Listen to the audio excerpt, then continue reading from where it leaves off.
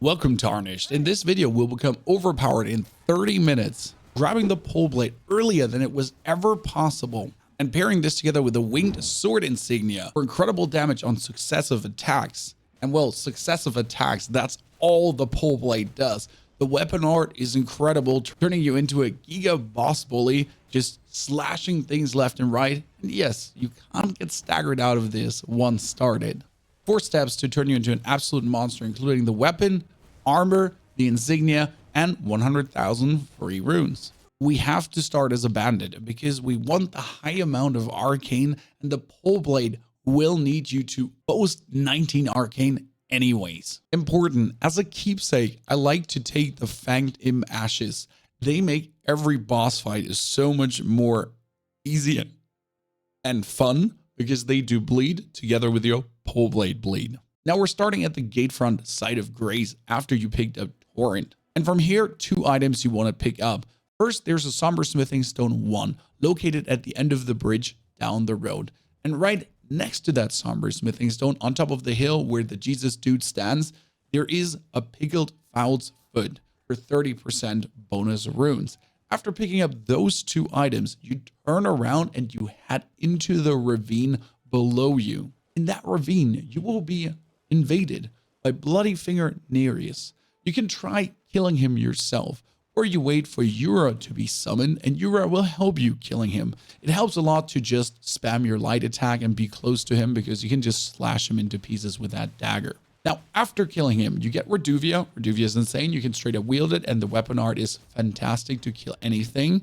Now you walk deeper into the ravine to either do the quest line of Yura or just simply kill him. Killing him will save time. Questline might give you a little bit more joy. I highly recommend just straight up killing him. And this is very important because if you don't do his quest or kill him, you won't receive the Poleblade. Now with Reduvia in hand, we're heading even deeper into the ravine. Yep. And there is a jump pad upwards. And with this jump pad, we're traveling then to the church where the mixed Physik is located. And then further down the road to Fort Height. Because in Fort Height, at the top of the very tower, you're going to find the Dectus Medallion Part 1.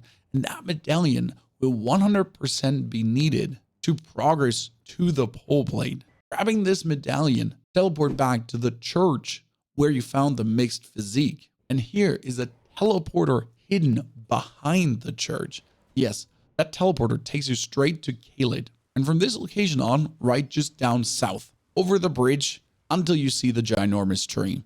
And behind that ginormous tree is another jump pad bringing you upwards to Fort Faroth. Fort Faroth, take the side of Grace, and yes, there's Grail just waiting for you.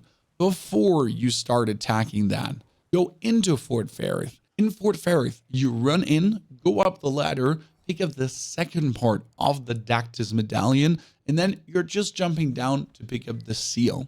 The seal will make the fight against Grail easier because you just have more stats, more endurance, and everything just works a bit smoother. Because here, we're now using our dagger.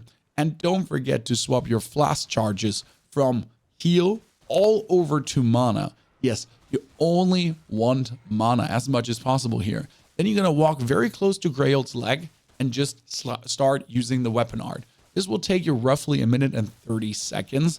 Do not forget, before you kill him, to take the Pickled Fowl's Foot, because that gives you 30% more room and you'll end up with 100,000 runes. And after you kill this, these 100,000 runes allow you to take the perfect stat spread for the Poleblade. You need 12 strength, 21 dex, 19 arcane, and then you can put a lot of endurance and vigor points too, so you have a very nice balanced character. And yes, for the Poleblade scaling wise, dexterity is still your friend. You want to get arcane up too, that hires the bleed damage in the end. Now begins the long ride down. We're teleport back to the gatefront side of Grace. And from the gatefront side of Grace, it's going to be that ride into Lernia of the Lake Shores, past the Stormvale Castle, through the secret side pathing, and then all the way to the second side of Grace that you made after getting into Lernia. From here, you head to the right into the ruins In these ruins, there's a teleporter waiting for you, and that teleporter brings you to the main gate of the academy. Jump down that bridge and ride straight to the dragon. If you want to, grab some runes from the graves, because you just get free runes. There's another like 4, 5, 6,000 runes you can have. Pick up the academy main gate key to then be able to go over the academy bridge. With this, you're able to enter and then to go past the Lucaria Academy for now. Now you'll just have to ride down the road until you arrive at the Dectus lift. And that one you can actually activate, and it already brings you into the Altus Plateau to the Leondil area. In the Leondil area, it is as simple as that. We're just riding down to the second church of Marika, and here Eleanora will spawn. She is quite harsh, especially no matter how you put your stat spread. Her Grail's Dragon Roar will probably one-hit you. The way how I attempted and beat this fight for myself is using Reduvia and just hitting her with the weapon art. I didn't go a single time melee. I wait for her to double roll into me, weapon art, weapon art. She does her Dragon Roar, weapon art, weapon art. Just stay on distance. Notice when she goes from 2-hand into 1-hand to have her seal in hand, that can be tricky. It took me 4 tries, but you can get it done too. And you have the Poleblade this early already. We have 1 Somber Smithing Stone, 1 waiting for us. And with the Poleblade and the Somber Smithing Stone 1, we could just teleport now into the academy again, because into the academy, there's an armor waiting for us. You essentially head up the lift inside the academy, pick up the +3 Smithing Stone behind the altar, and then we're heading into the graveyard. In the graveyard, as you run over the bridge, behind the graves, hidden in a corner, there's a whole armor set waiting for you, replacing your measly, stupid thief garb straight away. After you pick up that armor, head onto the elevator upwards, get the Site of Grave. Very important, don't forget to get this Site of Grace. Spend all your runes, and then head over to Volcano Manor by going down the lift on the other side and getting captured by the Iron Maiden. She'll attack you, she'll eat you, she'll kill you, and you get teleported over to the Manor. At the Manor, you just yeet yourself down the cliff, walk around the lava, past the snails, see Kevin the Lizard, and then jump on the rooftops. Pick up the Somber Smithing Stone there, turn around back to Kevin, up into the lift, and then at the end, you'll find another Smithing Stone. Just throw yourself in the lava and die, and then make yourself out of the Manor by going through the cave system past the bats.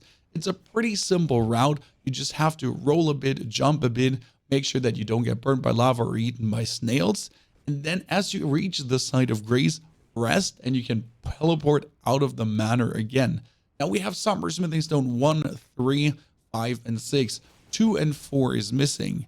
What you can do is now you just teleport back to the Lucaria entrance, jump down from the side railing as you ride a bit further, make your way to the parlor, and then teleport over to Master EG. Master EG is in these ruins past the portal that you just have to clamp, and he will sell you Somber Smithing Stones 1, 2, 3, 4, whichever you don't have, and you can instantly upgrade your weapon from 1 to 6. That makes you incredibly powerful. Now we do have our Source Seal as our talisman already, but you know what? I'm not feeling strong enough. What we can do is we go into this cave right at the beginning of Learning of the Lakeshore. This is a pretty easy run through. Just do not fall into the poison. Go alongside the mountain range, the inside stones in the cave, and for the boss fight, summon your Fanged Ashes and completely obliterate him with your weapon art. Because that's just it. Use your weapon art. Swoop, swoop, switty, swap, swip, swap, swap, dip, down. And this is just with a Poleblade +1. You will have a +6 Poleblade at this point. And from this point on out, everything is super easy. Margit, Godric, Renala, just zoom down the game. If you now want your weapon upgraded to +9, you have 2 choices.